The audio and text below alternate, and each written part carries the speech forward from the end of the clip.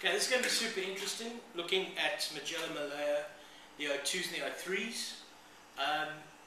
03 is a tricky year. It's one of the vintages out of Oz that I really like because I think it's something which separates the men from the boys. There's some guys who have made stunning 03 wines, and there's a fair number of them that really haven't brought it to the table. I think that Majella was one of the guys who did get it right. And certainly if you follow the ratings and what have you, the 3 Mallea was relatively highly regarded. But I'm really keen to see how these two are travelling. Word on the corks, the 03 cork was a little dry, crumbly. But they're beautiful, solid, long neck corks, which I always love. So maybe just once off, something to be aware of. So now, the colour. You're definitely seeing just a little bit more advanced aging on the 02. You're seeing that sort of bricky, browny stuff, no big surprises, 10 years old. If you look at the legs of it, a bit more impressed about what the 03 is giving me on legs. 14% alcohol in the 03 and 14% again, and the split of Cabernet Shiraz is exactly the same in both years. 55% Cabernet, the balance Shiraz. Although I remember Prof telling me very late at night, not so long ago, that there was a bit of Merlot in it. But I might be wrong, and Prof, I hope I'm not. We'll see. The colour, definitely more beguiling in the 03 as it rests and lifts in the glass. I'm getting a bit more purpley colours. I'm kind of more into that colour. So let's see how we go. On the nose. 02 first.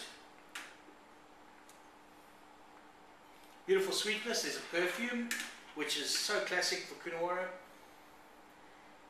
There's this kind of dustiness, this dusty road thing that often I find in Coonawarra, which is very much what Coonawarra is about as well, I guess, as a place. And it follows through in this, and I like it. And we're certainly seeing that in the 02. 03 is a step up. There's just a little bit more of the serious fruit in there. There's just a little bit more depth and richness on the nose with the 3. In terms of timing, I opened the 3 first, and it's now kind of getting late. It's 8 o'clock on a Friday night. We really should stop working. So I opened the 2 just to have it as an afterthought. So it'll be interesting to see how the 2 fly. But the 3's been open. Come in, mate. The 3's been open a little bit longer.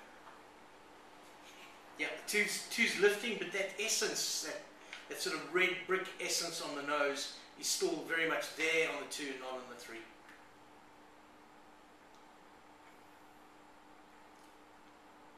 Medium bodied, beautiful length, balance is there, stunningly good now.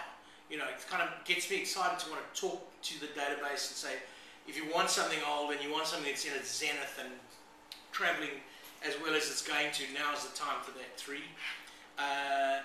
It's kind of like I always look for pure red fruit when I look at Majella's blends, but this one's giving me both. I'm getting red and dark blue fruit components. There's some mintiness, which is no big surprise. Maybe a bit of spear mintiness even, which is really nice because it gives it an added dimension or flavour component and actually lifts the whole experience.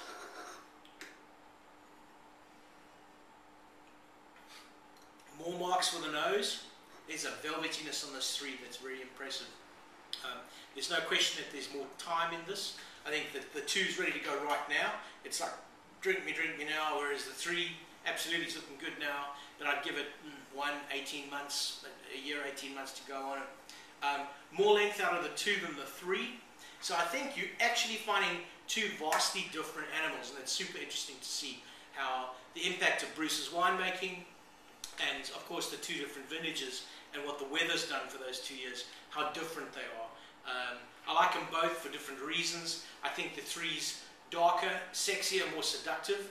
The 2's possibly a better expression or a purer expression of what a Coonawarra Cab Shiraz is all about and why Majella, Mallea particularly is so famous. So big thumbs up for both. Cheers.